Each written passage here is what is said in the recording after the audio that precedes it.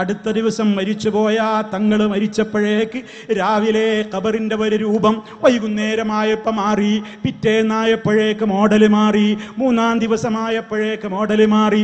അങ്ങനെ അതാ മുഹമ്മദ് മുസ്തഫ സല്ലല്ലാഹു അലൈഹി വസല്ലമ അരുതെന്ന് പറഞ്ഞിട്ടുള്ള എന്തെല്ലാം കാര്യങ്ങളുണ്ടോ അതേ ജാറത്തുമ്മൽ പട്ടുമൂടി, അവിടെ 4 ഭാഗവും അതേ ഗ്രിൽസുകൾ കെട്ടി, അവിടെ അതാ വെള്ളം വെക്കുന്നു, കറാമത്ത് ചാർജ് ചെയ്യാനും ബറക്കത്തെടുക്കാനും എന്ന് പറഞ്ഞ് പെട്ടിവെക്കാനുള്ള നേരം പോലുമില്ല. അപ്പോഴേക്ക് പണക്കെട്ടുകൾ അങ്ങോട്ട് വിതറുകയാണ്. ഓ പ്രിയപ്പെട്ടവരെ, ആരെങ്കിലും ദർഗ കൊണ്ടോ മഖാമു കൊണ്ടോ ജീവിക്കുന്നതിലെ അസൂയ കൊണ്ടല്ല, മറിച്ച് നമ്മുടെ പണത്തേക്കാളപ്പുറം പോക്കറ്റടിക്കപ്പെടുന്നത് നമ്മുടെ ഈമാനാണ്. ഖബറിൽ ചോദ്യം ചോദിക്കുമ്പോ നിന്റെ റബ്ബാരടോ, നിന്റെ നബിയെ കുറിച്ച് നിനക്ക് എന്താണടോ അറിയാ, നിന്റെ ദീനേതടോ?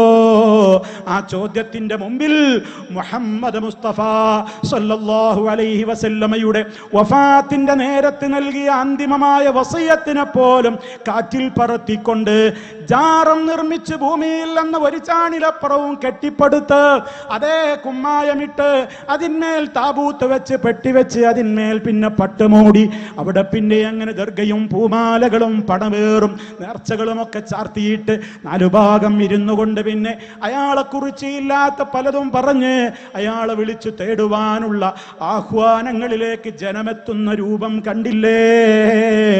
എത്ര ഗൗരവമാണ് ഉമ്മമാരെ, എത്ര ഗൗരവമാണ് സഹോദരന്മാരെ.